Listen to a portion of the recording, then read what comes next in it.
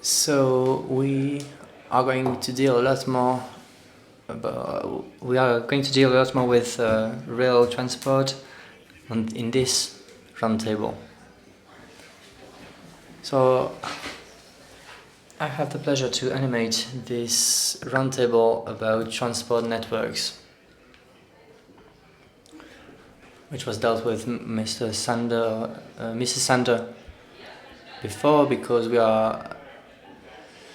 tomorrow there will be debate on that matter for 2030, 2040 and 2050. And I would like to welcome Dominique Riquet, co-rapporteur on this recast of the law, R.L. Reuters, Director for Investment, Mrs. Anne-Marie Jean, Vice President of the Europe Metropole of Strasbourg, but also President of the Independent Port of Strasbourg, Lucia Leuten, Secretary General of the Central Commission for Navigation on the Rhine, and Sabine Stock, Executive Board Member of OBB Personenwerke AG, which is a German society, Austrian rail society.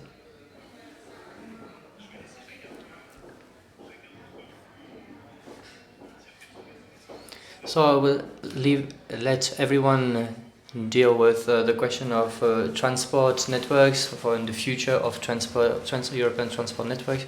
Can we meet the challenge? Mr. Riquet, if you want to start.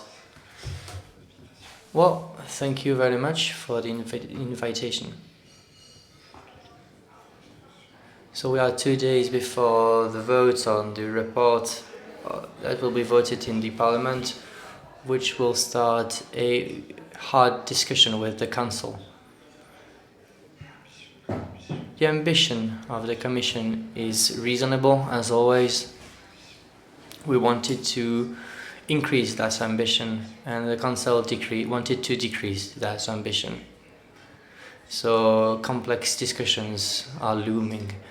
So what's the objective of the recast? Well, we want to basically have the functionality of big European networks, transport networks. The first thing that is offered by the report is to come back to the implementation of the principal transport network, which is a proposal of the European Commission, and of the broader network with Aquatic in 2050. So that's the quantity there. So managing to improve the transnational questions, the borderless network. We want to physically improve the facilities, the structures, the network. And we know that this network is also is always dealt nationally, and it stops the completion of a real Europe. So we need to deal with that.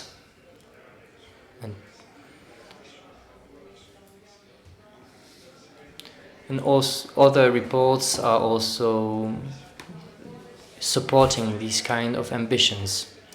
So that's the physical ambition, which will which will meet a lot of challenges. We wanted to increase the performance on the grounds of public transport, but also on the grounds of environment. So respecting the ambitions of the Green Deal, which did not exist back when the first project was created, we wanted to improve and to increase the governance, and we wanted to improve the functionality, the implementation of this network with the help of the European institutions. So we might need to launch some working groups on our matter. We wanted to improve the resilience of the networks, and it is something very important in the current climate crisis that we know, to improve the resilience of the networks and to improve the implementation of these networks, and to consider the question of maintenance in the new projects, so making sure that this maintenance be considered and be possible. So in the context of the Green Deal, we want to carry out this work, this great work, and while respecting all the legislation, the regulations that are being finalized. For instance, the future agreement, future regulation on the refueling of new modes. It will be very difficult to think that our future transport network might not be compatible with the fueling network. So in terms of ambition, I will stop there. So we have very high ambitions on the maintenance and the implementation of this network, and this is linked to the ambitions of the Green Deal. Thank you very much. We'll come back on this later. Reuters? Merci de ce panel qui me semble vraiment désigné. Yes, thank you very much, and thank you for this panel. I will try to talk in different languages. To talk, following up to Mr. Riquet, on the ambition that we should have. And of course, the TEN-T proposal lies directly within the heart of the Green Deal, the Fit for 55 and the winter package that followed. And we would like, of course, to have a TEN-T that is up to the challenges. And I'm very happy about the title of this panel, Borderless and Sustainable. In fact, I think that Europe has changed quite a bit since 22nd of February last year. And geopolitically speaking, we are, I think, more aware than ever that our transport systems are not as resilient as they should be. If I look at the connectivity that we have across borders, the main first theme of this panel, I would say it's relatively weak. If I consider that, for instance, between France and Spain, we are still relying on a tunnel of 1870, or that between France and, France and Italy, or between France and Spain, that there are no train connectivities, for instance, from Bordeaux to Biarritz at all, we are relatively poor. If I look at the Baltics, close to the Ukrainian conflict, we do not have any real connectivity at all at this moment in time. There is no train link directly between these three Baltic states and Poland, and let alone speak about Finland. But we also do not have, I would say, a very good connectivity in terms of roads. We do not have a very good connectivity in terms of maritime and the ports, because the Baltic Sea now under the new geopolitical situation and air connectivity being low. So some of these countries have a very poor connectivity in itself. So the TEN-T ambition there to be resilient in this new geopolitical situation is fully intact and should serve the purpose to connect across the borders. Looking at the Région Grand Est and Baden-Württemberg, I see that the connectivity is quite limited. We have reconstructed the bridge of Kehl in Strasbourg, but the connectivity between Strasbourg-Kehl and, for those who know, the line behind connecting the North-South line, we still have a very, I would say, poor infrastructure there. And we have no such things as Rastatt, Hagenau or Colmar-Fribourg at all. So the resilience that is there in terms also, like we have this accident with the works in Rastatt, was close to zero. And if I now turn also to the climate side and the sustainable, which is the other dimension of this panel, if I look at the Rhine being out of function in 18 and 22, or partially out of function, partially, you will certainly come in on that, it is absolutely necessary that we use all the different transport modes, as Mr. Riquet described, because we will need them all for our needs that we have with our industry and for our citizens to connect across the borders. I would like to see out of the TEN-T negotiation, and I'm confident we'll have a very good trilogues with Mr. Riquet and Mrs. Thaler and the Council, that we can come to a result that is forward-looking, 2030, 40, 50, that will be allowing to decarbonize, and where each of the transport modes function together in order to cater for the needs that we will see. Because there still is an economic model in Europe that is growing and where, in fact, all the demand needs to be done in the most environmentally sustainable way. So it's clear that our TEN-T is very much rail-focused. This is by far the most environmentally friendly and energy efficient mode of transport. It is allowing a connectivity in the main urban nodes, one of the main innovations in the TEN-T to bring in these urban nodes as well, 424, to ensure a better connectivity in the ports and airports, and to make sure that the last mile is done in a very smooth way with road transport that is fully decarbonized, in line also with AFIR that you were citing. So I think the Commission has a very clear view out of its Green Deal and Sustainable and Smart Mobility strategy. The TEN-T proposal is forward-looking, it's ambitious.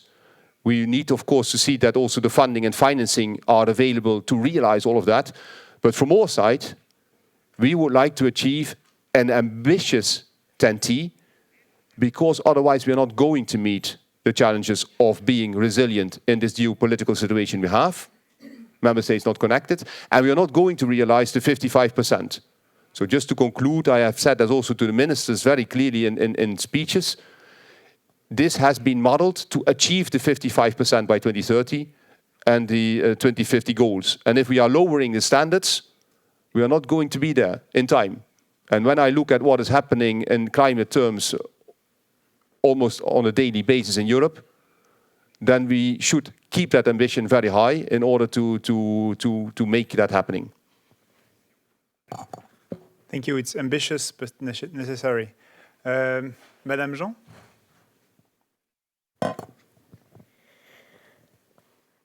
Les villes. So cities, I'm talking of, from my point of view, of a city. A city like Strasbourg is in a good position to work on connecting different scales, different levels. This trans-European network will happen somewhere. And in these cities, we work on the local level, so for our citizens, but also good transport at the local level, and also working on the regional level. So for us, it's more the urban area around Strasbourg. But we are also working on the transborder level. And of course, at the European level for transport of individuals or goods. And we aim at enabling this transport while considering climate issues, CO2 issues, and air quality. That's why more than 300 cities are committing themselves to be a low-emission zone to improve air quality. And we also aim at a more fluid transport in the cities to also promote other transport than the cars. But we are only working on these topics, topics by topics or levels by levels. We have the local level without connecting it to other levels. And I'm coming back on the example of the connection between Strasbourg and Kiel. Strasbourg-Rotterdam, when you want to go from Strasbourg to Rotterdam, 20% of the cost of this this connection is because we have to cross the Rhine. So why? Because we still have this legislation to work on, and because this point is a difficult one for this connection. Coming back to Strasbourg, we decided with the region to have a metropolitan network.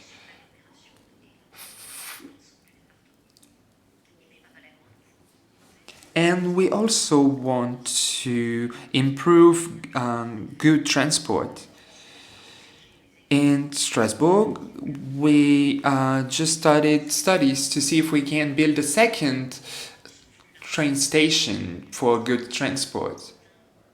And at some point, if we want to have now 4 trains an hour instead of 1 for to our citizens, well, we need more rails, more connections. Otherwise we will not be able to organize everything. So if we think just at the local level, the regional level, and so on, we are not going to make it. So this is my main concern here in Strasbourg. We need to manage the connection between different levels so that we can use this rail sector, and we need to promote it through our investments and our organization. So in your interventions you talked about Rhine, so it's a good transition for our next speaker. Yeah.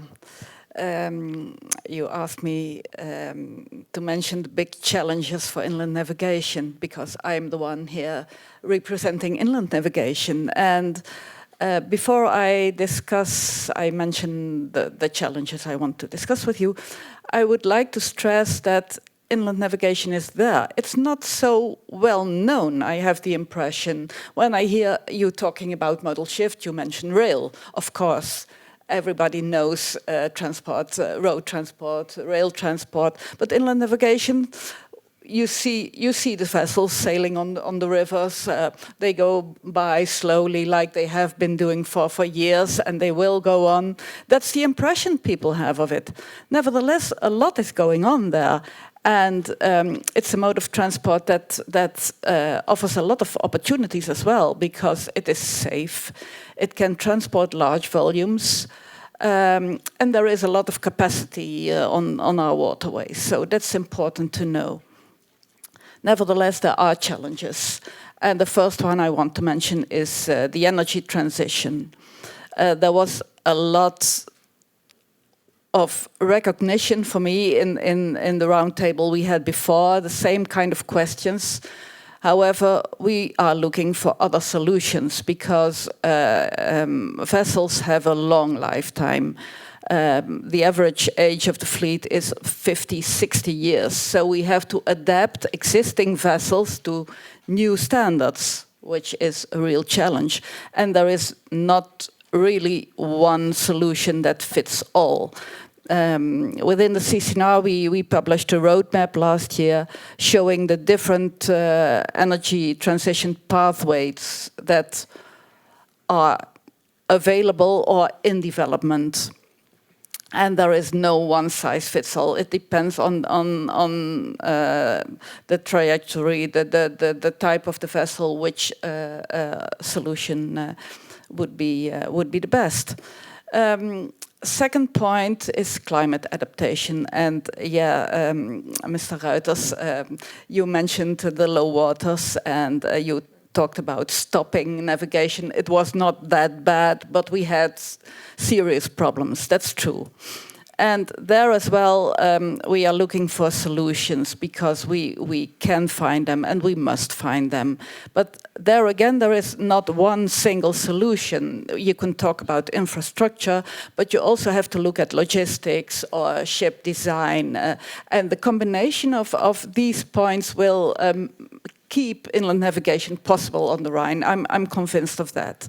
So for me, these are the two main points. We could also talk about digitalization, automation, crew, whatever, but for me, I'll keep it to this for the moment. We'll sure come back on this point. Madame Stock, vous allez peut-être nous... Madame Stock, maybe you could talk about it through your point of view.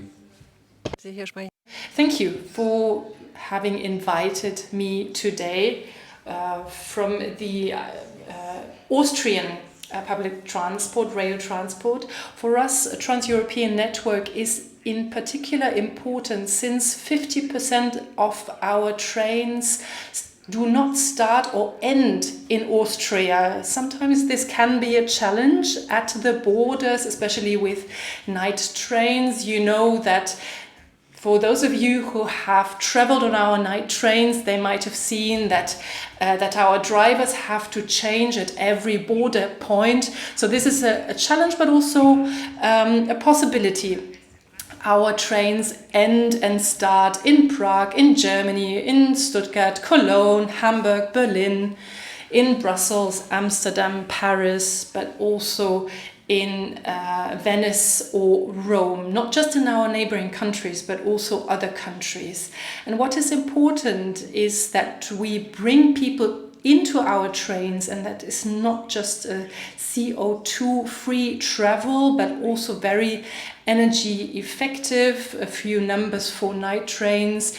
On a night train transport way, you would, in comparison with a car journey, you actually save up to 30% of energy, so that we can bring even more people on our night trains. Obviously, we need modern infrastructure. Therefore, I'm very excited to be part of this panel.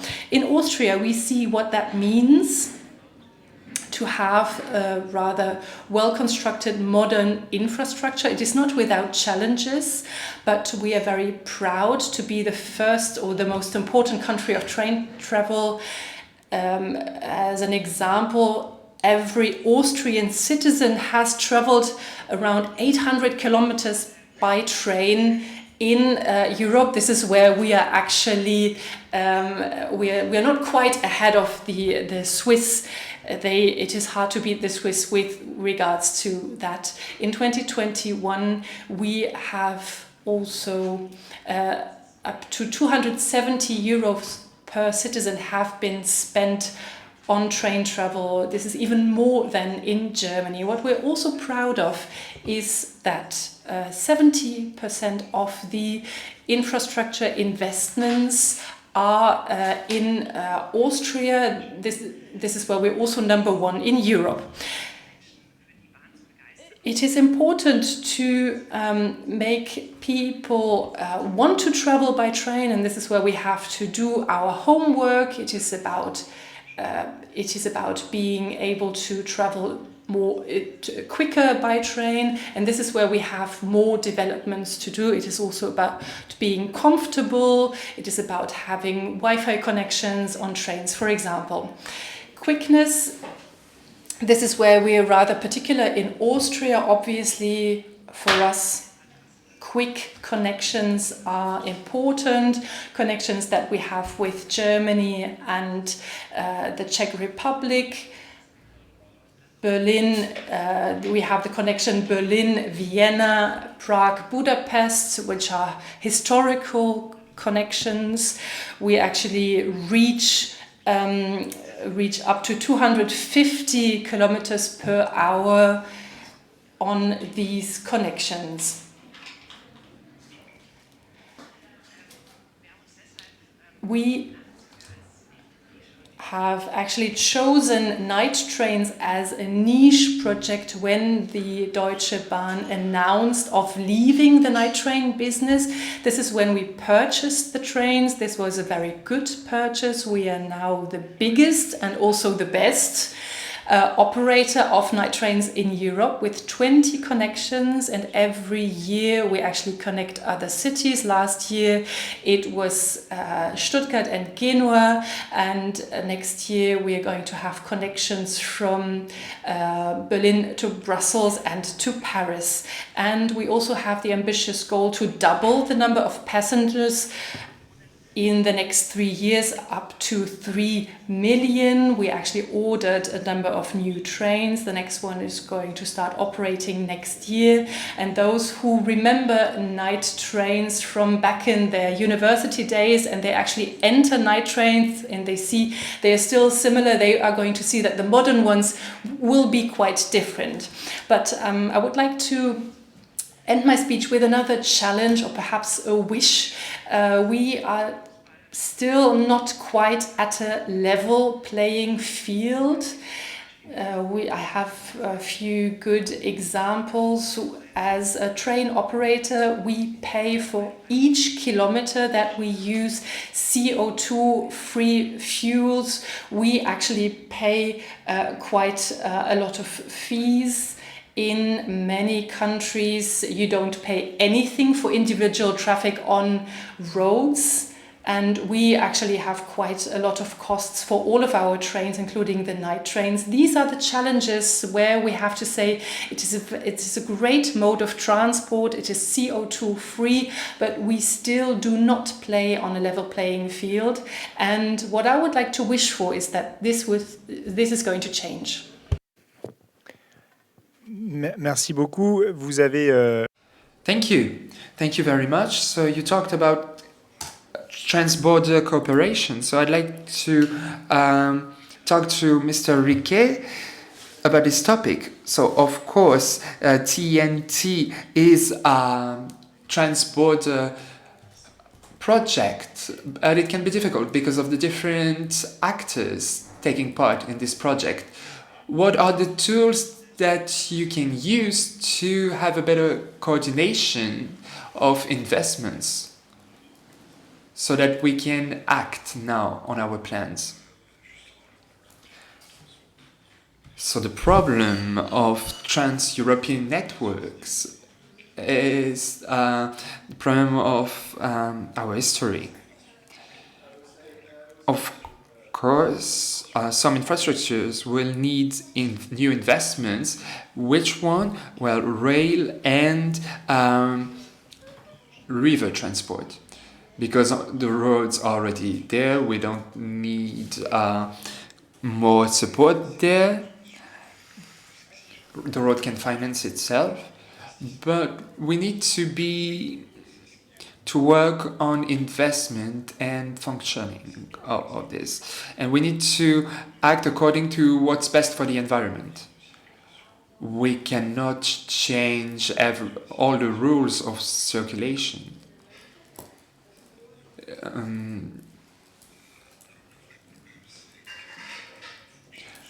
The real problem here is that member states often are not open to their other networks. So we need to have a physical connection between member states, and these investments are not interesting for member states, except they are really isolated, but they are not. So we need to have incentives for investments on trans-European networks. So we have a physical difficulty, and we have also operational difficulties. For example, the legislation for rail transport, we were talking about it earlier with RTBS, and it's an old topic that's coming back because of recent accidents. It's important to have security systems for rail transport that is efficient and synchronized. And it's difficult because there are a lot of differences between member states. You have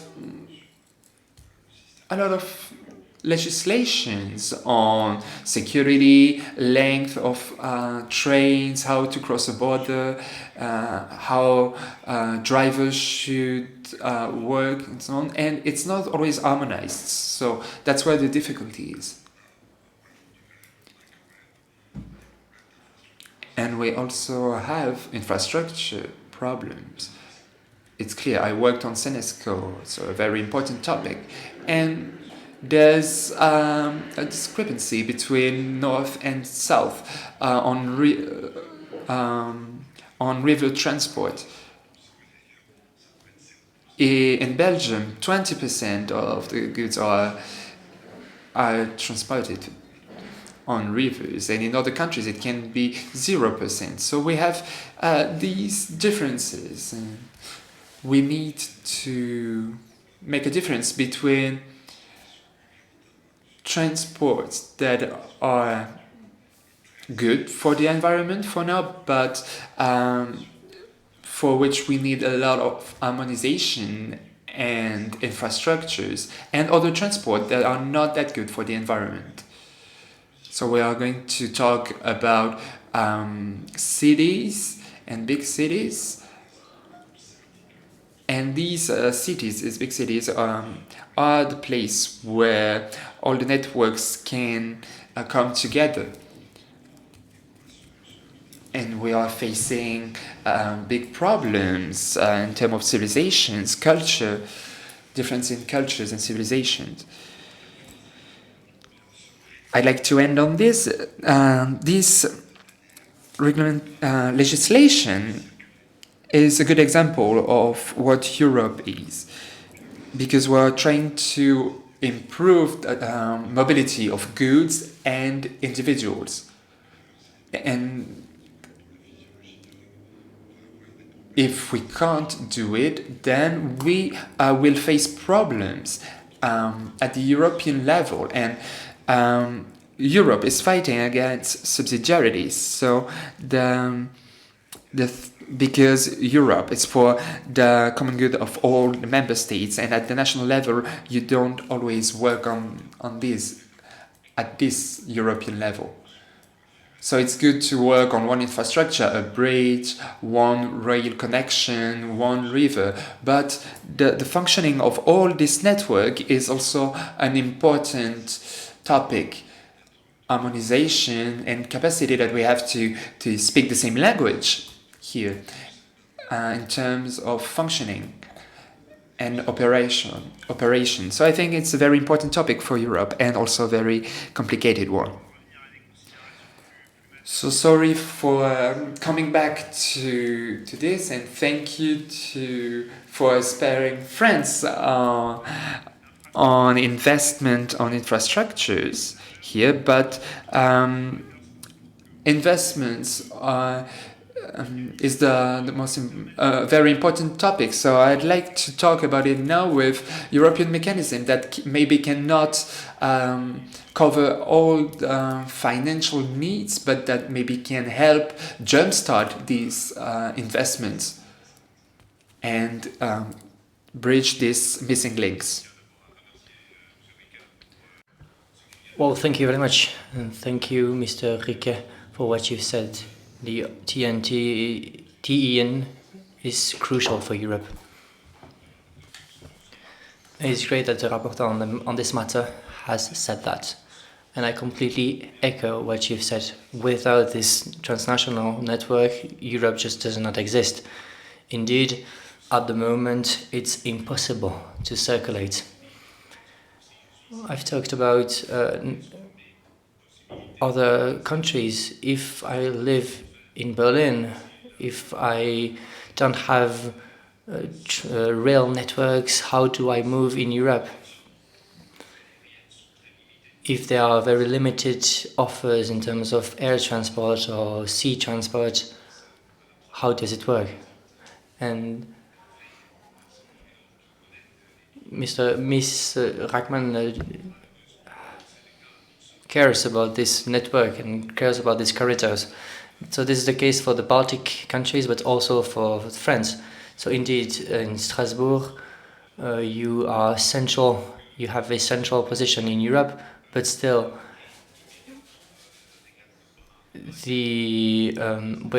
the transport network, it's still difficult. There are still challenges to address, and the collectivity are not connected. So about fundings. So we work on the TEN with CEF and the funding of Europe. This is a fund which is ambitious but still too small. 25 billion for 27 countries for 7 years. So you can do the calculation. It's very small. We use it for transnational connections. But it is certain that we will try to have version number 3 or version number 4 for that. But it will be very difficult because these projects are being implemented at the moment. We have Rebaltica, for instance. We could fund that 3 or 4 times more just for transnational projects such as TEN. So we need to be ambitious to make sure that Europe works in the as planned and respects the Green Deal for 2030 and 2040. So either we are serious and we implement these facilities completely and we invest the money needed, or we are not serious. We need to go above and beyond that. There are also all the projects, all the funds, programs as well. There are also sources that need to be exploited, such as innovation fund or the revenue for trading system. So we need to be ingenious to achieve our objectives and our goals. In the future, we need to focus on a tool which is very important for transnational networks in the European dimension, and we need to use the cohesion funds for Eurofund, for instance, Eurofund, to be used at the local level. For the recast of TENT, I care about the execution measures. We will have a very hard fight with Council and Parliament because the Commission proposed to have an act for corridors, for transnational corridors, but corridors as a whole as well. And we hope that in the future the fundings will take place through these projects. For instance, Stuttgart-Hub that will be implemented, but also beyond that. So we also need to focus on the access routes. So maybe use the Eurovignette to fund it in a common way. It is used in Austria, for instance, for the Autobahn, and it was also used in Germany and in Italy. And it needs to be used because it is not considered as an additional toll, an additional fee, but it is a fund needed to make sure that our highways or corridors are more sustainable. And I do hope that these execution acts will survive our trilogue and will help us to create new fundings, new common fundings, new innovative fundings, than just the regular funds, than the grants. And the grants will not be sufficient. I would like to mention that as well. Qu'on revienne sur le sujet des... So let's come back to the topic of urban centers. So if you want to come back to the need of urban centers for TEN and how to develop that. Well, city centers are very important for the transport networks, and it is also highly dense. So it is important to deal with the whole thing. In Strasbourg, we have the metropolitan network that we worked with the region to create, and it helps to fluidify the circulation in Strasbourg, and it also promotes the soft mobility. We are in Strasbourg investing a lot in public transport, in bike lanes, and it gives a new impetus today with all these bike lanes and all these public transports. We also promote certain type of mobility that do not use the roads, for instance, that use the maritime canals, the rivers and stuff. So we have links that come from the harbor that reach to the center of Strasbourg and that delivers goods in the center of Strasbourg coming from the harbor. So we have a lot of initiatives that are implemented in our city, and this has consequences in the framework of all the international context. So I've talked also about the low emission zones, and we have a coordination mission also that was implemented by the Minister of Ecology, and I am vice chair of this working group. And what I focus on mainly during this working group is the transportation of goods and the need to have rule and clear rules at the European level. More than 300 cities in Europe have these low emission zones, therefore it is important to have coordination and create accountability in this matter. Another point on which I would like to focus is the solidarity between every mode, every type of mobility. We talk a lot about rail industry, but here in Strasbourg with our harbour, we really know that we offer multiple types of transport. So you mentioned the mobility on the Rhine. In 2018, there was this drought. And I think that in the future there will be more and more droughts than ever before. So we need to make sure that we are able to deal with that. And when we have a solution on the river and also on the roads, it helps us a lot. In 2017 we had a rail incident that stopped traffic for a few months, and this traffic was then compensated by the traffic on the Rhine. And when the droughts happened, we put everything on the rail network. So it is important to see these various canals as complementary canals and not exclusive canals and competitive canals.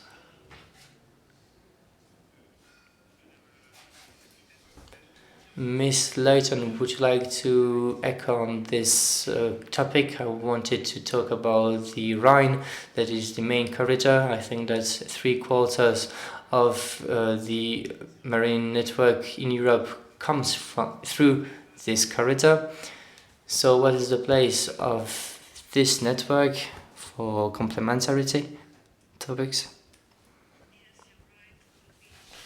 Have the vast majority of IWT transport on the Rhine in Europe, and well, you know, our member states have recognized this advantage for more than 200 years ago, and I was very happy that the minister mentioned the Mannheim Convention, which is still the basis and which had brought a lot of prosperity for our 5 member states.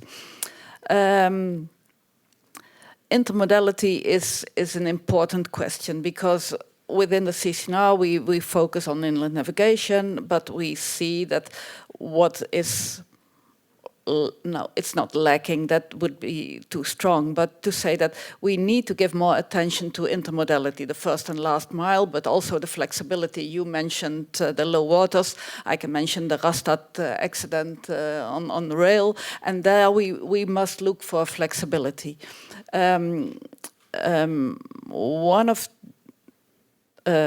You mentioned already a lot of one of the elements you didn't mention yet for the role of this inland navigation ports. I'd like to add to what you said already, because you mentioned already a lot of important aspects, is the role they can have in energy transition.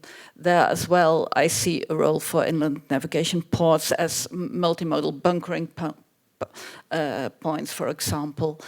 There is the need for hydrogen in inland navigation, for methanol. We see battery electric ships, and to have a network of bunkering points, it would be far too expensive if they would only serve one modality. So there as well, we can find each other and cooperate within the modalities. Are there any other aspects you wanted to hear from me, or I was just thinking of your question again? Non, c'était vraiment pour souligner. So it was just to underline the need of the rivers, the crucial role of the rivers. So we have a lot of initiatives that are being implemented, Green Deal, Fit for 55, different measures, TENT as well, we've talked about that. What are concretely the stakes for transport providers in terms of transnationality? There are a lot of challenges, you've said that. What would be your recommendations? What would be the good practices that you would like to share and to develop on the European level? I think a lot has already been mentioned, and I think a lot has already been included in the action plan. I think the large items are interoperability and the economic viability. But perhaps first on the interoperability, a lot has been mentioned already. It starts with the language of the drivers, of the train drivers. We actually changed the train driver at every border, also the train staff, and this is always a challenge. Sometimes a night train has a delay of 4 hours since they don't have the right key. This is something that a lorry driver does not have. The lorry driver starts in South Italy and arrives in Hamburg, obviously with brakes, but this is different, and where we actually also have to change the train, the locomotive. This is a problem. This might be at 3:30 in the morning, and this is a problem both for trains at night and also during the day. I already mentioned our new night trains, and everybody asks when are they going to arrive in Brussels or Paris, and I have to tell them not at all at the moment, since we need them to be registered and authorized. It is good that we have the European authorization scheme, but this is all very complicated, and first of all, we need to have the authorization in Italy, since if we don't have that, we cannot actually use them in Italy. And these are a number of problems that create a lot of challenges, and I know that certain steps with regards to that have already been implemented in this package, but it is very difficult to explain that the new night train is not going to travel to Paris because of these red tape issues. And I also talked about the economic viability, and this still is a challenge, and this is something that we would like to be included, tax deductions and in some other form that we can actually create a level playing field with the aviation industry. And I think we also need start financing measures at a European level. Merci. Je propose qu'on revienne. So let's come back to the question of innovation and the digitalization of transport networks with Mr. Reuters. I think this is a major stake for TEN with the technology of TEMS. This is a great stake for the decarbonation of transport. What's the role of the European Union in this process?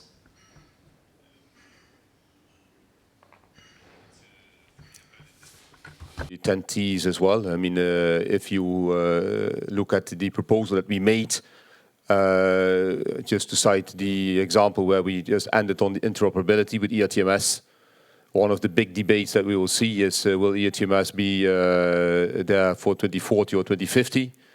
And in particular, will we also have a decision on the so-called B systems to be phased out or not? And in Europe, we have been, I think, in many of these transport sectors, we are leading in the world. I mean, if you look at all industries that we have, this is the previous panel, with all car industries or rail industries or air industries, I mean, we are still leading. But we should keep that leading edge as well. And sometimes ERTMS is more implemented outside of Europe than inside of Europe. And we are quite weak there. And the implementation sometimes needs to be kicked. So I fully stand behind what we are doing and the TEN-T networks and the investments that we are basically over 70% of the TEN-T CEF related is going into rail. But at the same time, I'm quite critical on the fact that we are not progressing more like you, in fact, are doing yourself. You're citing all these obstacles, and they are so obvious. And so we should, of course, kick that. Now, this comes now also in the regulatory, because we have been talking a little bit focused on 10T, but there are other, let's say, elements in the package, like, for instance, the Renewable Energy Directive or the Energy Efficiency Directive and so forth. And in order to get there, to get to those percentages that, for instance, are foreseen in the Energy Efficiency Directive, we should digitalize more. So we have to digitalize rail, ERTMS. We have to digitalize in the navigation, river information services, and so on, which are available, which we should be doing. And we have to digitalize also our road networks. I find it appalling that, for instance, if we have a corridor where we are investing over 10 billion on a Brenner base tunnel, very familiar to you, that we have no integrated information system allowing to shift between road and rail, or like you say, the flexibilities, rail and in the waterway, very easily, allowing to know what are the best possible use cases, sustainable use cases and so forth, and having that information readily available. So we still have quite a bit of work there now being regulated also in part through these different packages or different legislations in the Fit for 55, and we have to run quite fast. So each of the, I mean, it's like also Mr. Riquet stressed before, it's not so much about modal shift. It's about this co-modality or multimodality that has to be there. Each of the modes have to be decarbonized. Each of the modes have to be optimized through digitalization and innovation. And so all of these building blocks of the Fit for 55 and winter package fit together, whether it's AFIR, 10T, the RED or the EED, and they shall lead to this possibility for industry and for citizens to have the most optimal choices. I do not believe that we can say it should be this or that. It should be and. And one more point. If you look at, now we are focusing with 10T very much on cross-border. Because I believe without that, like Mr. Riquet said, we have no resilient Europe. But once we will be realizing those cross-borders 2030, 2040, we should also look very carefully on the dialogue between the urban nodes and the surrounding rural areas. Because the urban nodes is where the multimodality is realized. And so they can become just as important bottlenecks as the cross-borders. If you do not realize in your main station in Strasbourg and Bahnhof Stuttgart, your multimodality, all you have spent in creating those links is lost in the functionality and the functioning and so there as well. One of the proposals that you will see coming to end on your question I hope in September somewhere around that time will be the proposal on multimodal digital mobility services, aka the ticketing. Because I find it really, let's say, not in tune with whatever we are doing on those networks and the financing of those networks, that still in 2023, I cannot, as a citizen, book easily my ticket to Naples, to have a combination between a flight and a train, and to find my way very easily in digitalized manner and to get my ticket very easily. So we are still going to even make steps on that to digitalize fully and to make the full benefit of a sustainable transport system. Je pense que ce serait intéressant d'avoir aussi le point de I think this will be very interesting to have the point of view of Mr. Stock about that for mobility as a service and the pursuit of the journey. Yes, on two topics. First of all, intermodality as a service. We are working on that, obviously at a local level, but we are well aware of the fact that most people do not want to travel to the train station in Vienna, although this is beautiful, but they would like to continue to their destination for their holidays, to where they live. We actually have a department that creates large programs with certain communities in Austria in order to offer these intermodality services, not for freight, but for individual passenger transport. for all modalities that are available and relevant at urban level. We work with our own rail and drive companies. We have an increasing number of e-cars, e-scooters, bikes that are available, and this is something that is growing sustainably. We actually have a lot of demand for this kind of concepts. Ticketing obviously is another large topic which has already been mentioned. We have a number of good corporations where we work with a number of partners that are interconnected with our ticket shop. This will remain a challenge since the interfaces are very large, and since we have to say that a rail network has a lot more of stop points than an aviation network. Only in Austria a few thousand of stops that are available, and this is obviously quite challenging since people might not want to travel from Vienna to Barcelona but perhaps to Bad Ischl or to another destination in Spain. These are rather complex systems, and this will still take some time to improve this. We are working on that. Italy is almost fully bookable from Austria, Switzerland as well. This is something that we are working on, but it is a roadmap that is similarly complex as the issue with the train drivers that I mentioned earlier. J'aimerais aussi demander à Madame. All right, so Miss Layton, echoing the topic of transition and raw materials transition for hydrogen, for instance, and the facility that needs to be implemented to accompany that. What is the situation on the ground, and what is your strategy? Well, the infrastructure is not the first thing we are working on, to be honest. So maybe someone else could discuss more on that. But if we talk about the energy transition in inland navigation, there is a lot going on. But there is no, as I already said, no one size fits all. We have battery electric ships in the Netherlands where it's flat and where you have small trajectories that can be covered by these ships. But when you go upwards to Basel, for example, you can't use them because you need more power. So you need other energy carriers. And passenger ships, they want to be the quiet, low noise technology, for example. So every type of ship has its own demands, and there are innovations going on, but not everything is developed yet.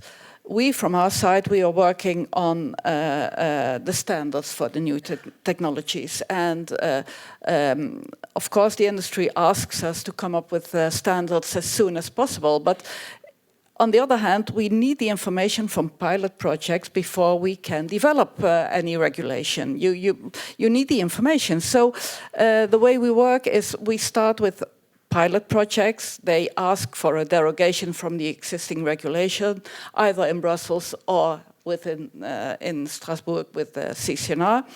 And they get a derogation for a limited period of time. And with the results of these projects, we can develop the standards which are used by the CCNR in its regulation, but by the European Union as well in its regulation. They are called the CESNI standards, and they are developed for the whole of Europe. So that's the way how we work. When it comes to infrastructure, many projects are still in the phase of pilot projects, and then bunkering, well, is not provided by fixed bunkering points. It goes in a more temporary way no, I don't know, but that's the point. And well, you can only start developing this bunkering infrastructure once you know what you need and where you need it. So that's more or less the actual situation. Oui, réponse à deux ans. So I have two answers now. In Strasbourg, what we have is an action plan for energy. We're trying to update it, and we wanted to work with geothermy, and it was a bit difficult. So we are now trying to work on this again.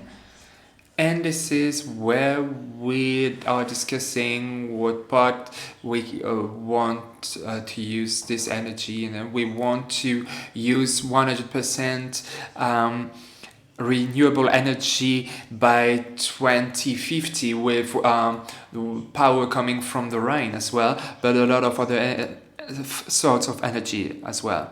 Hydrogen, for example, today seems like one energy of the future, and so you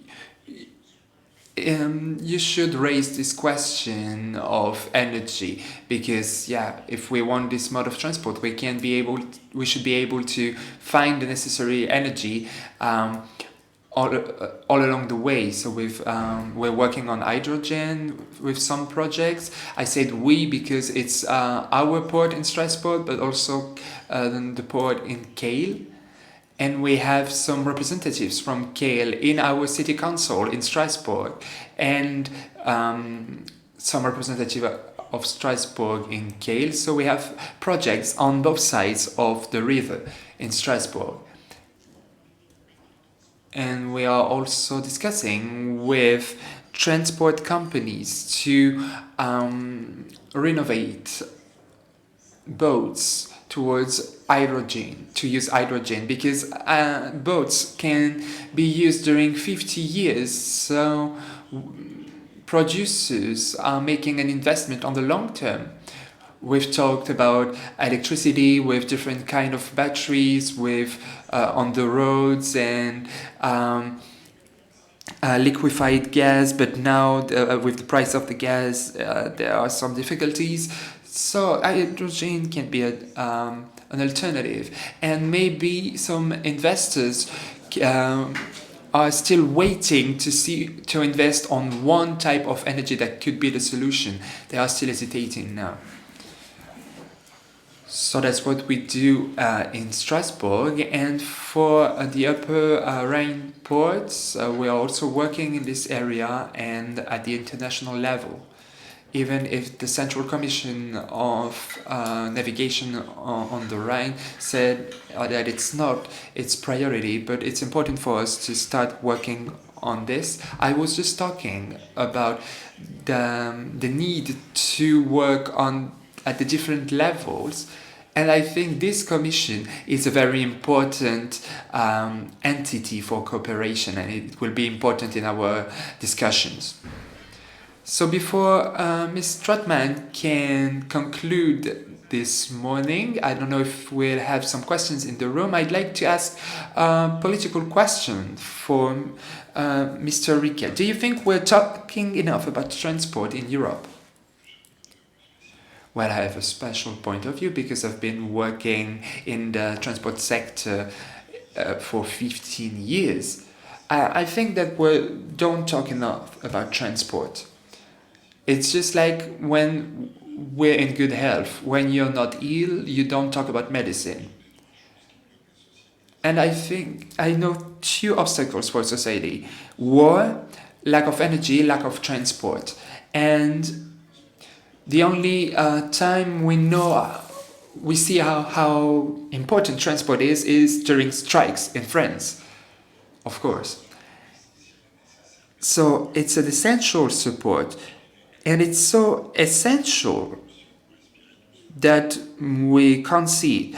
Do you know that you're breathing air 12 times per minute? No. So we were talking about investment earlier. And I was impressed by investment capacities that governments have to act when there's a crisis. They invest billions, but when you want 1, 2, 3 billions for an investment in transport, we're told that we don't have enough money. So are we talking only about transport when we talking about investment in this sector. No, because we think that it's an essential support, an essential function, and we're not talking about the sector. But we're not making enough financial effort on this sector. Let's talk about energy, for example. I haven't heard about anything about energy for 10 years, and now we're talking a lot about this. Not only because we have a problem with energy, but also a threat because of our dependence on Russia.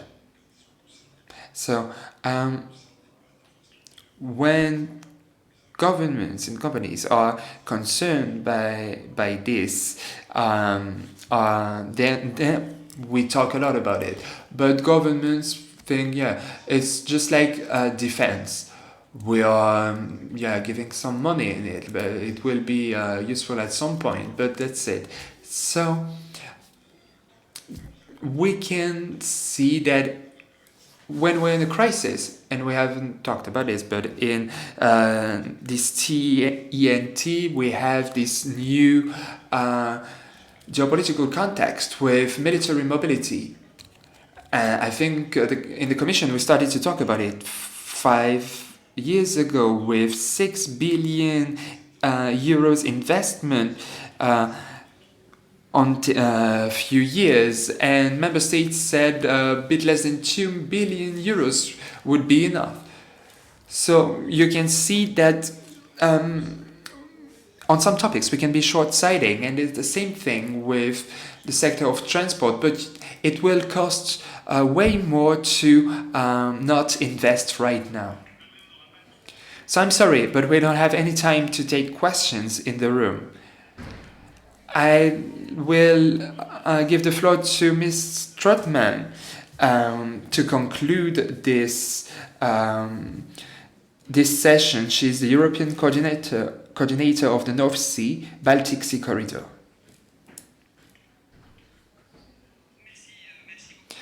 Thank you very much for welcoming us in this beautiful building. I'm here as an MEP, and I've been here several times because our universities are working together as well, and because we want to support innovation in our different regions. I'm happy and delighted to be here with you today. I'd like to welcome all of our panelists here again, and I'd like to talk specifically to Dominique Riquet, because he needs to be to have a lot of energy for tomorrow. And he said that we are not talking enough about transport. I'd like to thank this forum for being here just on the eve of an important vote, and we should invest in the transport sector. It's not just a problem regarding the climate crisis, it's also a solution, and that's what I'm going to try to show you now. First of all, what I want to tell you about mobility in Europe and the policy in Europe is one of the structuring policy in Europe. Even if we cannot always see it, we have there are several projects and goals of the EU with mobility of citizens, and the transport sector connect different regions, different countries, different citizens. It is thought as an essential part of the development of our internal market, based on the free circulation of goods and citizens, with different modes of transport. And here we have 4 pillars, 4 parts. I'd like to talk about the calendar, the agenda. And Mr. Reuters talked about it, and is my boss in this work that I have to do as a reporter. And we have this particular work. We are 9 coordinators, and we were called here to be independent experts for the EU Commissions to work on the 9 corridors that you already know, but also to work on specific situations, for example, sea transport or ERTMS, as we said before. We have a coordinator working on this technology that we need to develop. We have a calendar to have goals, deadlines. Transport policy is a long-term policy, so we need to keep looking at the future, especially during a crisis or a transition period. We want to have all these corridors by 2030 and extensions by 2040 to develop our European network, and then we will have to finish our work of opening all this infrastructure for the European transports and European networks by 2050. It's on the long term, but we don't have a lot of time. We've heard that for the automotive sector, it's complicated to succeed in the transition. Because for example, when we're talking with the automotive industry in 2014, we were talking about a deadline in 2025. The Commission told us that it was an ambitious goal, but why not if we talk about it? And now, 10 years later already, Dominique Riquet was talking about being careful. And at some point, the EU Parliament was being careful to fight against the climate crisis and the transition of our economic and transport sector and technology sector. But for us, it's now clear. We have this calendar, these deadlines, and everyone needs to abide by them. It's also a benefit because we can see what will happen in the future, and our citizens can see the progress we make. We also have a method with 2 different aspects. We have directives and regulations. We are going to vote on a regulation tomorrow, so good luck. And also maps. It means how we apply this network in the reality, in the physical world. But it's also a question of governance. You have some forums of multi-stakeholders forum. So forums with state authorities, regions, sometimes ports, train operators, and we come together to talk about solutions that we need to find together. These discussions are meant for verification and for to make a report. That's when we introduce our reports, and then they need to be validated by our partners, then the member states, and of course they are also accepted by the EU Commission first.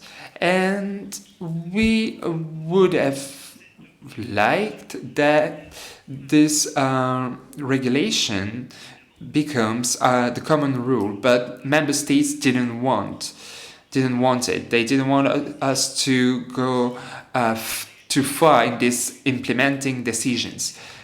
But I'm happy that we are still going to talk about this. We need a framework. We've already said this here, but I'm repeating it here. We need frameworks, a calendar, a method, and a governance. And this we need to to find a balance here. If the coordinators can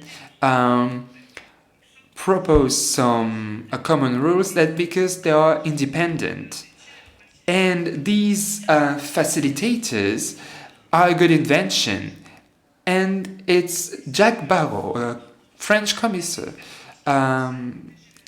who invented it, and I worked with him on a project with the mayor of Stuttgart and the mayor of Karlsruhe when we conceived the TGV in France, high-speed train, and Jacques Delors told me, well, you should tell me that this project is European. You should prove it to me. I told him, well, we're starting in Paris and then going to Strasbourg, Germany, and so on. But he told me, yes, but where are you crossing the Rhine?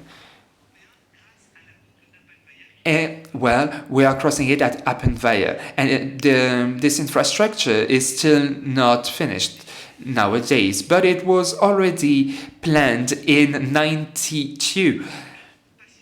So we just have to wait now. So we need patience, but also to act simultaneously. Nowadays we have all the directives that we need.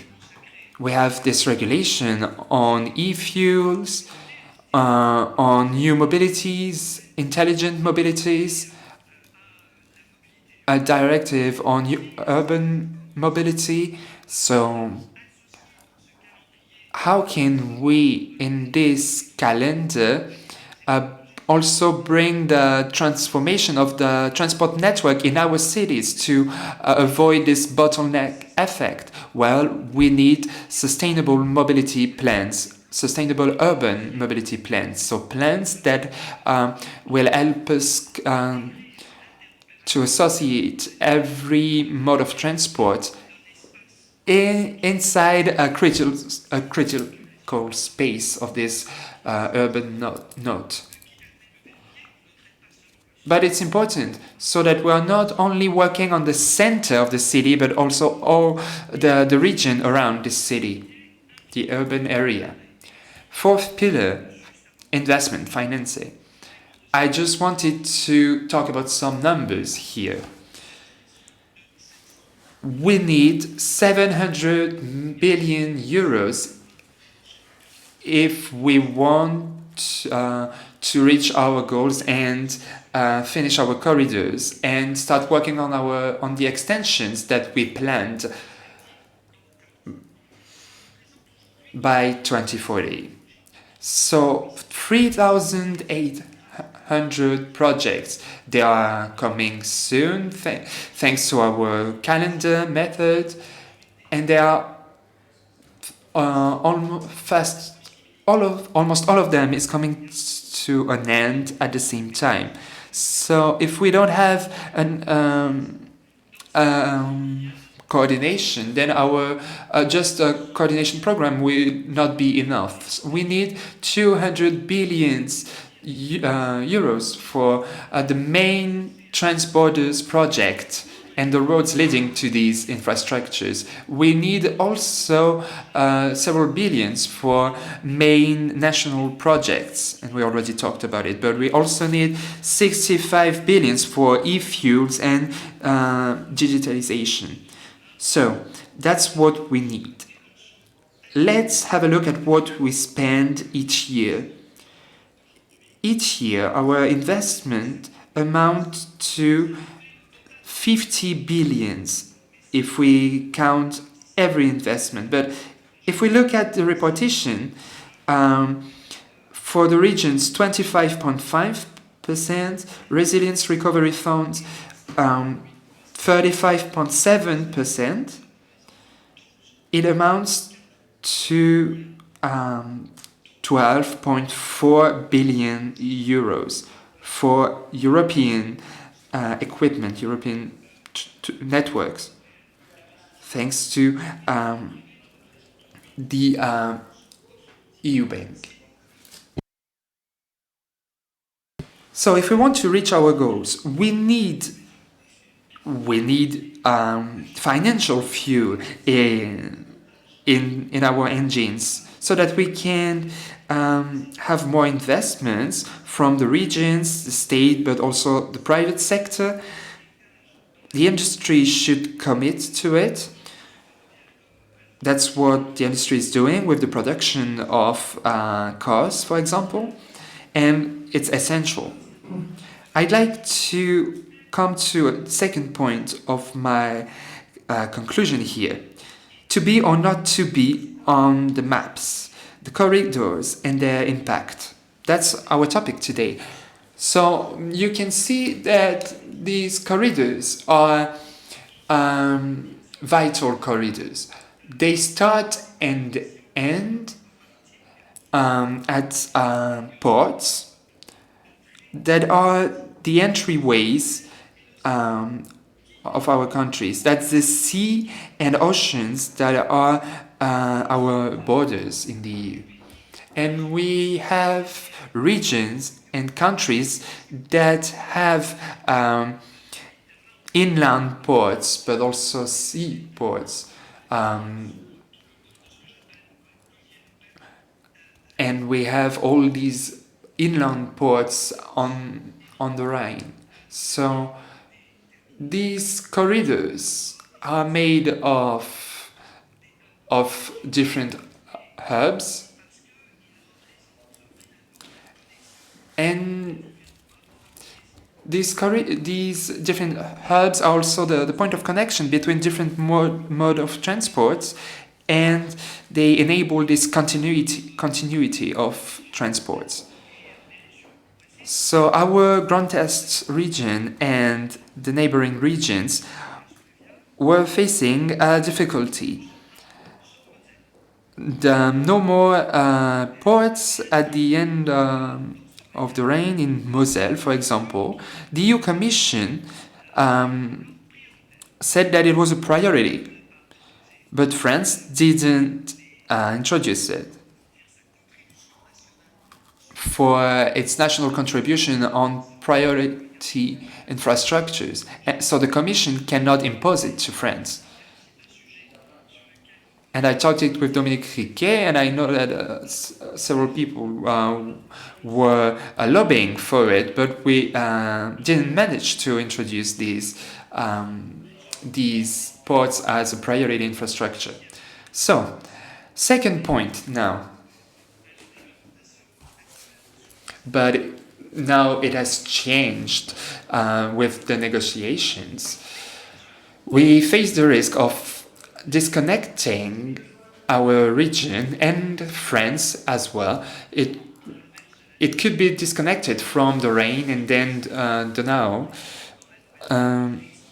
And so this is an entryway, and it's important because we need to connect ourselves to these rivers so that we are also connected to Ukraine.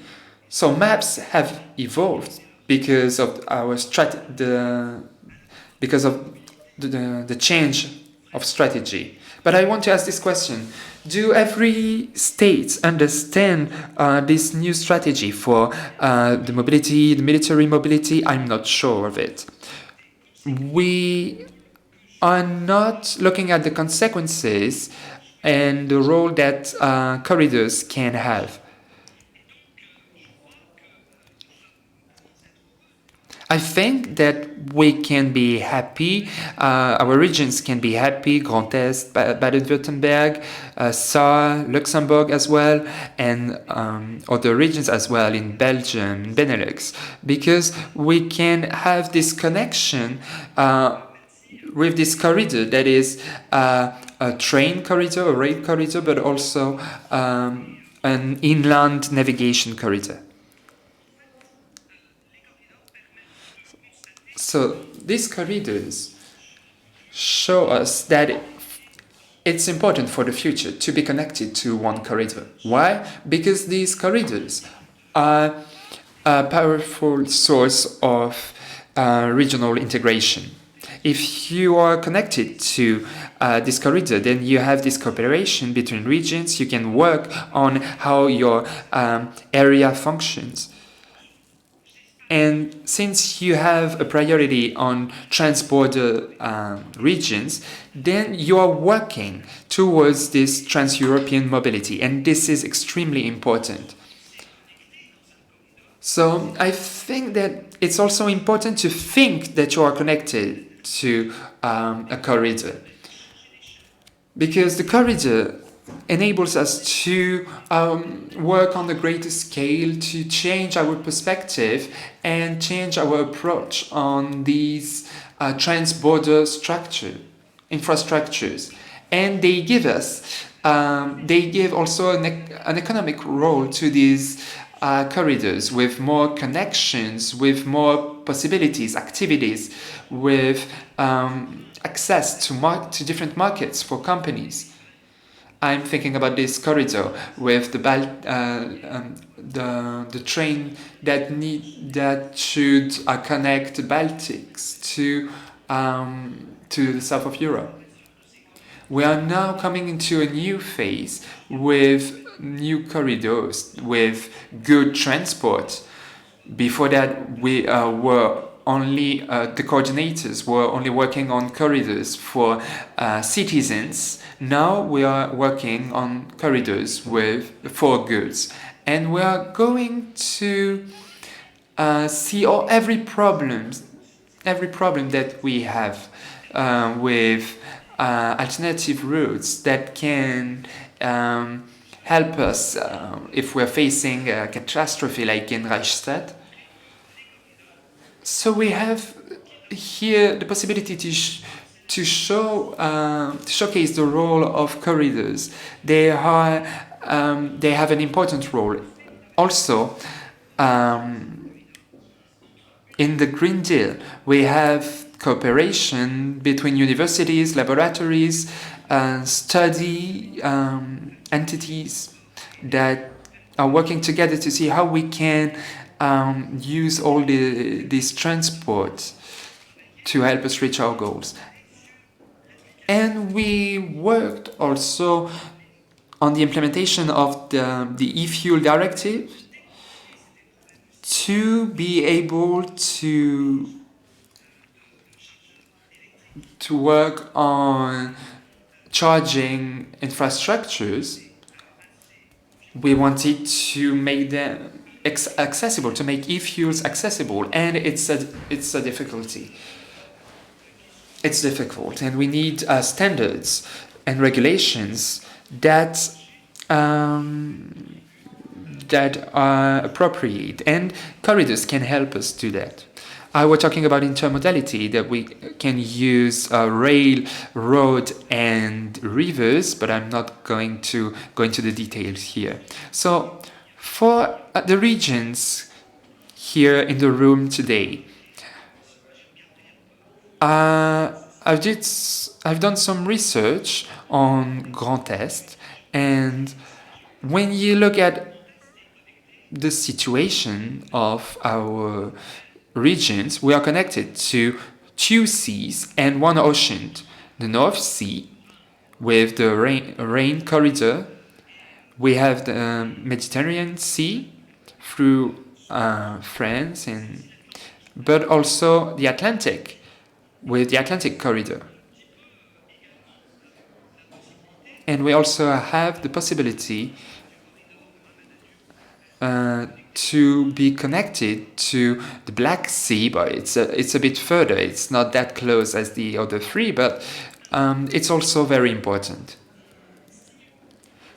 We have this corridor that is a strategic one in Europe, with the Rhine and the region Moselle. So we have these roads, north-south roads and east-west roads. If you look at the corridors, you don't have a lot of infrastructure in the west that enables this connection through Dijon, Metz in France, for example. And this corridor brings a lot of benefits and enables us to to start using these corridors as they are planned for now.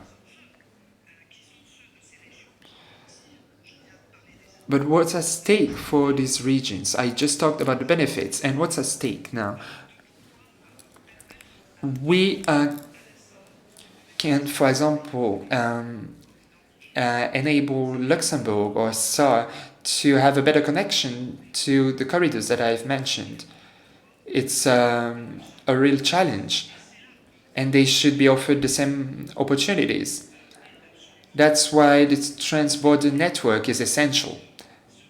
I'd like to finish with these transborder areas.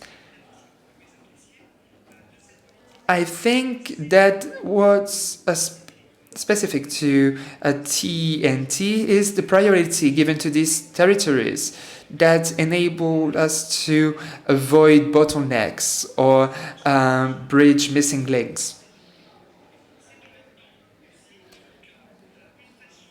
It's also a way to see these regions not as border regions or a limit, but as a strategic regions to connect to other parts of Europe. And I think that it's important. The status of these regions just changed thanks to this policy, of the EU policy of the corridors. And we can feel it strongly, because it has a lot of benefits for the life of our citizens and the activities of our companies.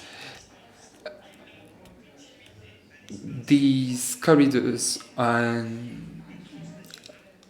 a lot of benefits, and as we said earlier, we can also see what are the limits of the EU integration.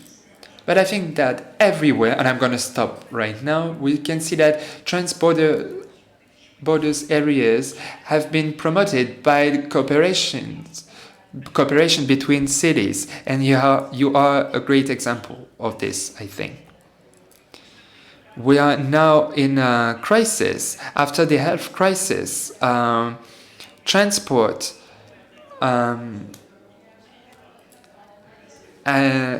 our sector enabled to transport patients between countries, and also solidarity transport for Ukraine. So we can see that transport policy in Europe is also a policy that can adapt to crisis, and that this sector is essential when we're facing a health crisis, a climate crisis, or a refugee crisis.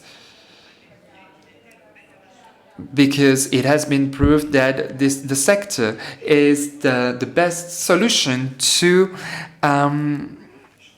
reach our goals in the EU in terms of climate. So I'd like to invite you to make your voice heard and showcase the examples of cooperation and the projects between our countries and our regions here. I'd like to finish by thanking the region SAR, because for us in Strasbourg, it has been a great ally when we needed to save a company. One of your companies decided to invest on our territory, and yes, thank you for this. I strongly believe in cooperation, in connection, in the benefits for the economy, in the cultural, intellectual, and scientific benefits that we can have from it. So I now need to tell you that we are going into the lunch break, and I'd like to invite you to eat and look at the projects that are presented outside. You can do both at the same time. Thank you very much.